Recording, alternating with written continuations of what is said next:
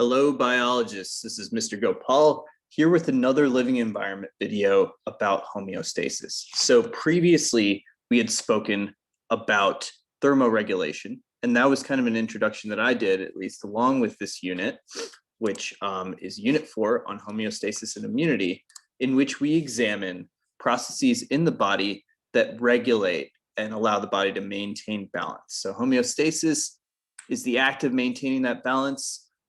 We talked about how it happens with thermoregulation, hypo and hyperthermia specifically, respectively cases when the body temperature gets too low or when the body temperature gets too high.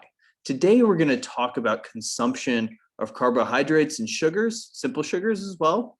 Carbohydrates are complex sugars. Both of these exist as nutrients in various foods that we consume. And they create processes that need to be regulated by the body.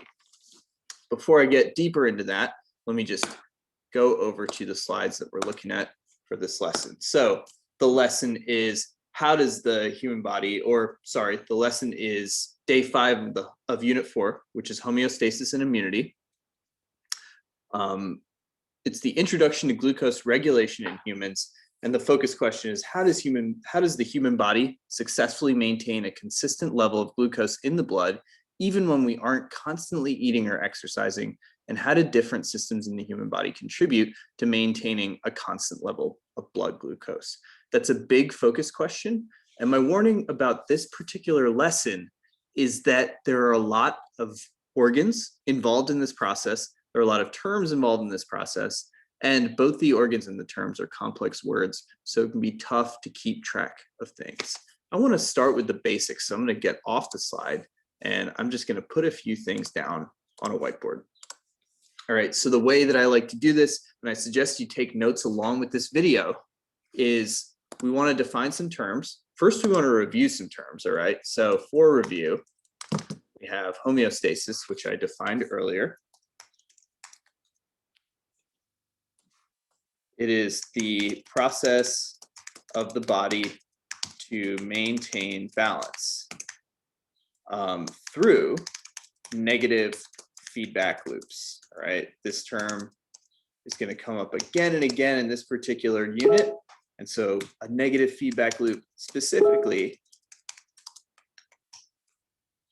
is not negative in the way that we know it in math. It's not negative in the way that we know it in regular life. So it's not strictly bad. It is basically responding by restricting or reversing a certain process that's going on in the body. And the reason we do that is because that process has gone into excess, and we need to engage homeostasis in order to return to balance, hence a negative feedback loop. So I'm going to write that here. A negative feedback loop is a signal in the body that initiates the reversal of a process that has gone on to excess. All right, and so we talked about that excess with respect to body temperature before. Now we're going to talk about it with respect to regulating blood sugar. Okay, so the first thing to note here, and so the new terms I'm going to put in blue, or new ideas, let's say. New ideas here. Number 1, when we consume simple sugars or carbohydrates, the body processes part of the food into glucose, which is released into the bloodstream. The other main idea that we need to keep in the backs of our heads is that it's essential for glucose to be distributed across the body,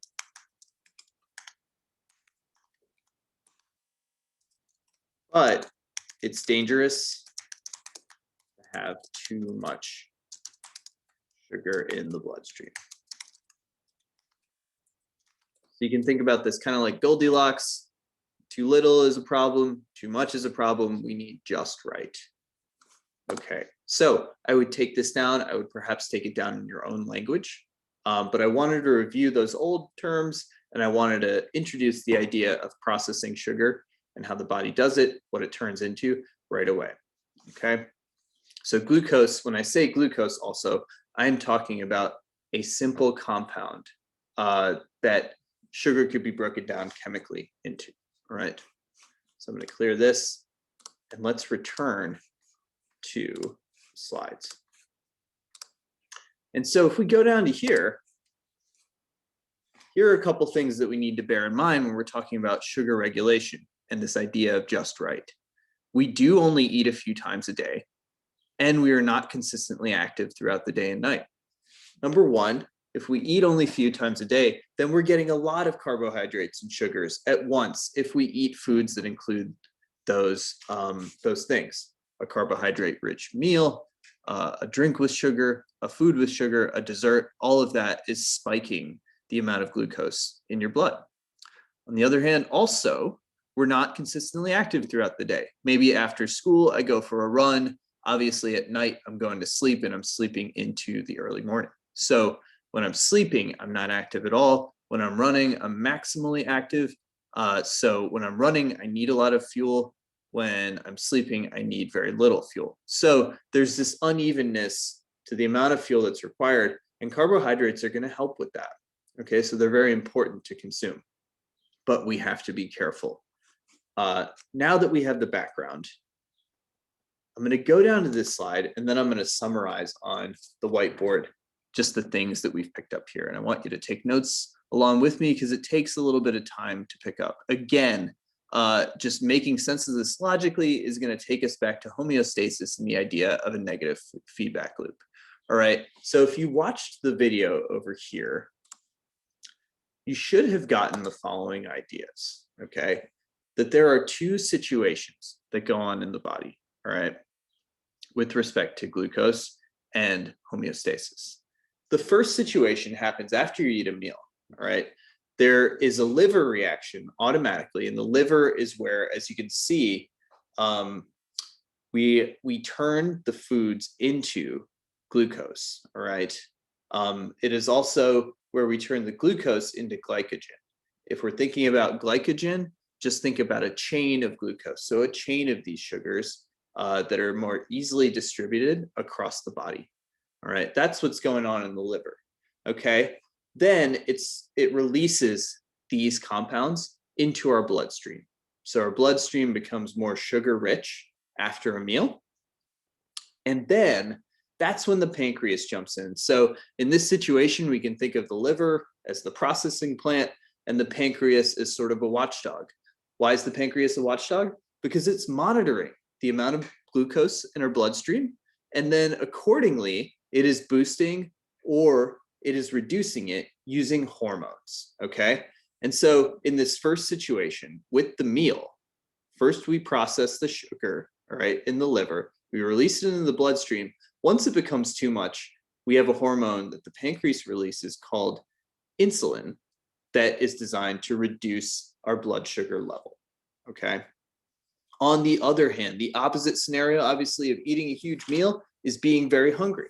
When we're very hungry, we're energy depleted, and our blood sugar is very low. So there's not much glucose in the blood. The liver reaction then is to break glycogen that is stored into glucose, and it is released in the form of a hormone by the pancreas called glucagon. So glucagon is released from the pancreas. That allows us to take the glycogen stored and boost our blood sugar levels, all right? This goes back to the idea expressed on this slide that the solution is that we store glycogen and the hormones insulin and glucagon. What do the hormones do? They reduce or increase the amount of blood sugar, or sorry, the amount of sugar in our blood. What does glycogen do? It is what we have processed the sugar into. We've processed it into a nutrient that we can pass on to our cells. There you have all of it. So if we're thinking about filling this, all right, let's take it from the beginning, okay? So first of all, we have two sections here. I'm just going to annotate this slide so you can see them a little bit more clearly. All right, so let's say we just have a line dividing them. On the top is the raising blood sugar situation. On the bottom is the lowering blood sugar situation. All right, let's consider the lowering blood sugar situation before, okay, or first, let's say. So obviously when we lower the blood sugar, we are thinking about releasing insulin. And that is why this is tagged red. All right, so over here, we would be saying that we would be lowering the blood sugar. This chart is a little bit confusing, all right, is what I would say. And so in terms of filling it in, I think the more important thing is to maybe just make a list on the side, and then I'm going to leave it to you to fill it in yourselves, all right?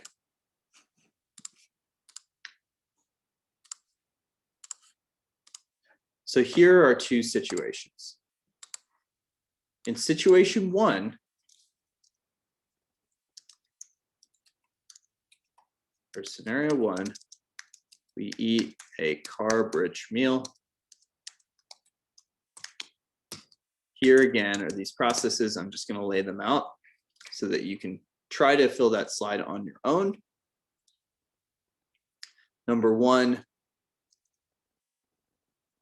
our liver processes simple sugars and carbohydrates into glucose/glycogen. Number two, our blood sugar level increases as glucose is released into the blood. Finally, when the blood sugar gets too high,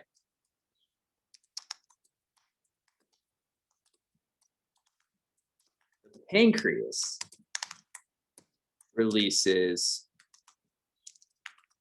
the hormone insulin to reduce our blood sugar level. All right, and that is scenario one. So again, we have the idea of the liver processing into nutrients. These are being released into the blood, and then finally the pancreas being that watchdog and monitoring and then reducing blood sugar levels when necessary with a hormone release. In scenario two, we are hungry. So the first thing we do is that our liver takes stored glycogen, which again is complex chains of glucose stored away, and it breaks it down into glucose. The next thing that happens is that the pancreas notes that our blood sugar level is too low.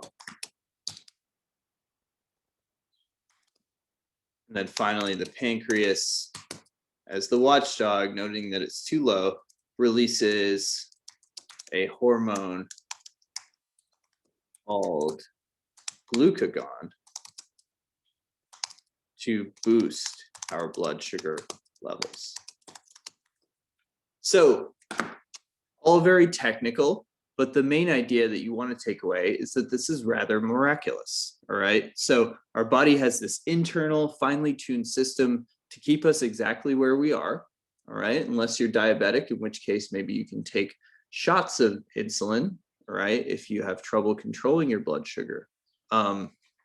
For example, there are two types of diabetics, one where people are constantly blood sugar deficient, another where they are constantly not able to regulate and lower their blood sugar without outside means of taking an insulin shot.